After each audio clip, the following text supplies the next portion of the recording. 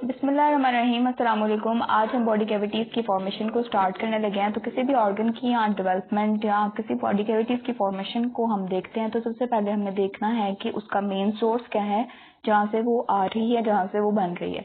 तो body cavities की formation का जो मेन सोर्स है वो इंट्राएम्ब्रियोनिक सिलोम है, जहाँ से वो बनती हैं। तो इंट्राएम्ब्रियोनिक सिलोम से एक पेरिकार्डियल कैविटी बनती है, पेरिटोनियल कैविटीज़ बनती हैं और पेरिकार्डियो पेरिटोनियल फोल्ड्स बनते हैं।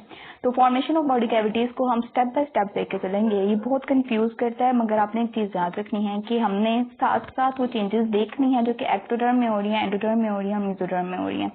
फिर जब वेंट्रल बॉडी वॉल और गट ट्यूब की फॉर्मेशन कंप्लीट हो जाएगी, उसके बाद हम मेनली फोकस करेंगे specially on the formation of the particular pericardial and peritoneal cavity.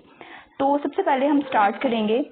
तो अगर आपको दिखाऊं मैं, तो यहाँ पर देखें कि 19th डे का एम्ब्रियो है। एक ट्राइलैमिनर एम्ब्रियोनिक डिस्क जो है वो बन चुकी है, जो कि हमने जनरल एम्ब्रियोलॉजी में पढ़ी थी।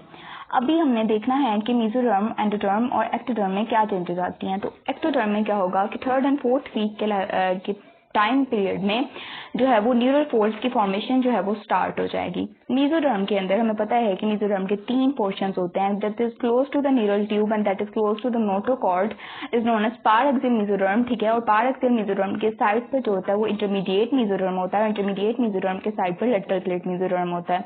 पार एक्सियल मेसोडर्म क्या करता है कि वो सोमाइट्स में डिफरेंशिएट होकर क्या बनाता है, स्कल एंड वर्टिब्री, और इंटरमीडिएट मेसोडर्म न्यूरोजेनिटल सिस्टम की फॉर्मेशन में हेल्प करता है। उसके बाद जो लेटरल प्लेट मेसोडर्म है वो मेनली रोल प्ले करता है in the formation of the body cavities. तो आगे हम देखते हैं कि मेसोडर्म में क्या होता है कि लेटरल प्लेट मेसोडर्म में छोटे छोटे इंट्रासेलुलर क्लेफ्ट्स और सिलोमिक स्पेसेस बनना शुरू हो जाती हैं। अभी एंडोडर्म इंटैक्ट है, वो यॉर्क सैक को सराउंड कर रही है, उसके अंदर कोई ऐसी मेन चेंजेस आई नहीं है। ये था 19th डे के एम्ब्रियो का व्यू। अब नेक्स्ट हम मूव करेंगे 20th डे में। तो क्या होता है 20th डे में? तो 20th डे में देखें कि फोल्ड्स जो हैं वो मजीद बनना शुरू हो गए हैं, मजीद विजिबल हो गए हैं एक्टोडर्म के अंदर। मेसोडर्म के अंदर क्या हुआ है कि इंट्रा एम्ब्रियोनिक सिलोम की फॉर्मेशन कंप्लीट हो गई है।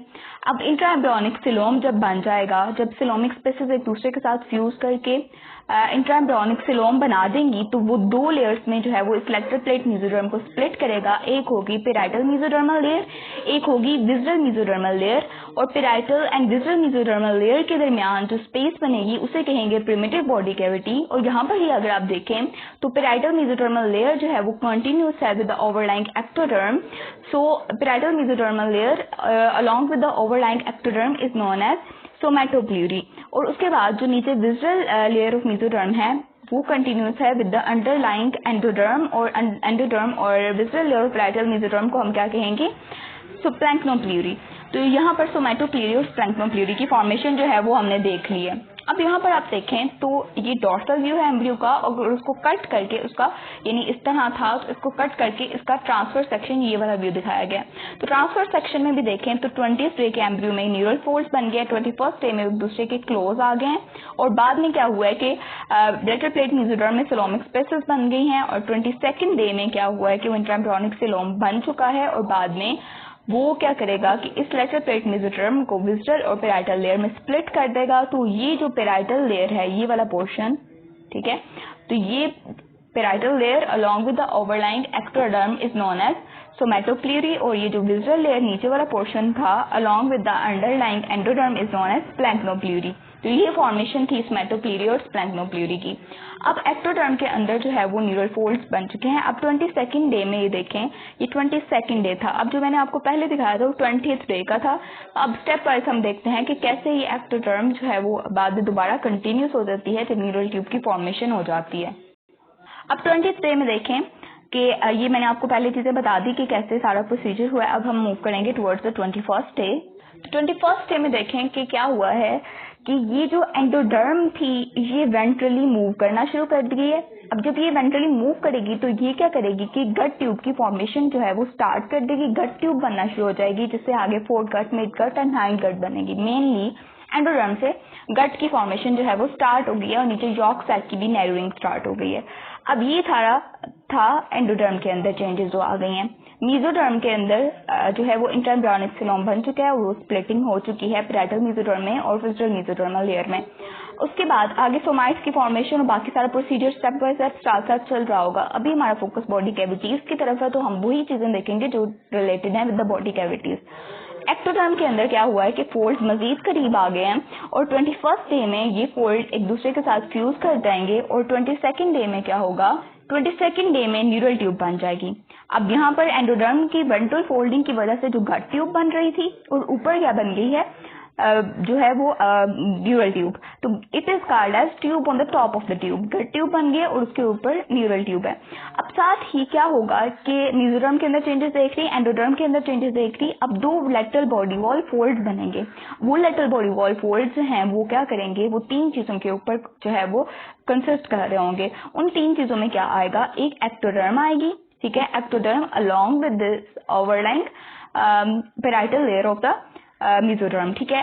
एक्टोडर्म आ गई और उसके बाद parietal layer of the lateral plate mesoderm आएगी लेटरल बॉडी वॉल फोल्ड्स में, और इसके अलावा इसके अंदर सोमाइट्स आएंगे, ठीक है, जो कि माइग्रेट करेंगे इनटू द मेसोडर्मल लेयर। कहाँ से, लेटरल सोमाइटिक फ्रंटियर से। अब हम वो देखते हैं कि वो सोमाइट्स कहाँ से आते हैं, वो कहाँ कैसे होते हैं, उसकी डायग्राम मैं आपको दिखाती हूँ। तो यहाँ पर जो सेल्स थे इन द वेंट्रल और medial wall of the somites, वो क्या करेंगे, अपनी एपिथेलियल कैरेक्टरिस्टिक्स को लूज करेंगे और माइग्रेट करेंगे न्यूरल ट्यूब के अराउंड, ठीक है, और नोटोकॉर्ड के अराउंड माइग्रेट करेंगे। और कुछ जो होंगे वो क्या करेंगे, वो मूव करेंगे, सम ये इंट्राएम्ब्रियोनिक सिलोम है ना, और कुछ मूव कर जाएंगे into the parietal layer of the lateral plate mesoderm, और वो बाद में लेटरल बॉडी वॉल के फॉर्मेशन में जो है वो अपना रोल प्ले करेंगे।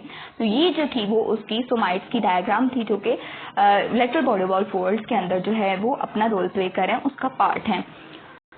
अब नेक्स्ट क्या होगा कि ये जो लेटरल बॉडी वॉल फोल्ड्स थे वो वेंट्रली जो है वो वेंट्रल बॉडी वॉल बनाएंगे कैसे, जब ये मिड लाइन में एक दूसरे के करीब आना शुरू होंगे। जब एक दूसरे के करीब आना शुरू होंगे तो इनको एक और स्ट्रक्चर जो है वो इनकी मिड लाइन की तरफ मूवमेंट को एड कर रहा होता है, उसमें आते हैं हेड एंड टेल फोल्ड।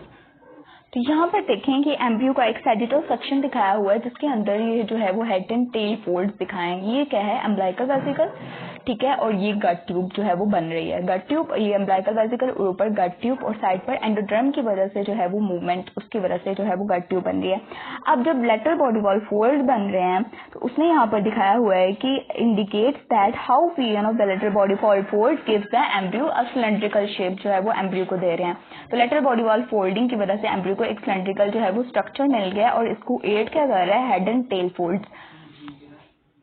तो अब देखें कि गट ट्यूब बन गई है, ठीक है, उसके बाद न्यूरल ट्यूब बन गई है, वेंट्रल बॉडी वॉल में जो है वो और मिड लाइन में फ्यूज कर गए हैं लेटरल बॉडी वॉल फोल्ड, ठीक है, वेंट्रल बॉडी वॉल उन्होंने बना दी है। अब देखना है कि वेंट्रल बॉडी वॉल और गट ट्यूब दो ऐसे कनेक्शंस होते हैं, पॉइंट्स होते हैं जहाँ पर इनका जो क्लोयर है वो कंप्लीट नहीं होता, गट ट्यूब का और वेंट्रल बॉडी वॉल का। अब हम उन कनेक्शंस की तरफ देखेंगे। मेसेंट्री के बारे में इंशाल्लाह हम नेक्स्ट वीडियो में पढ़ेंगे। उसके बाद प्रॉपर हम पेरिटोनियल, पेरिकार्डियल कैविटीज और इंट्राएम्ब्रियोनिक और एक्स्ट्राएम्ब्रियोनिक सिलोम के दरमियान जो कम्युनिकेशन होता है कैसे खत्म होता है, वो सारी चीजें हम इंशाल्लाह नेक्स्ट वीडियो में देखेंगे। अभी हमने दो चीजें देखनी है कि कौन कौन से ऐसे दो पॉइंट्स हैं जहां पर ये क्लोयर कंप्लीट नहीं होता।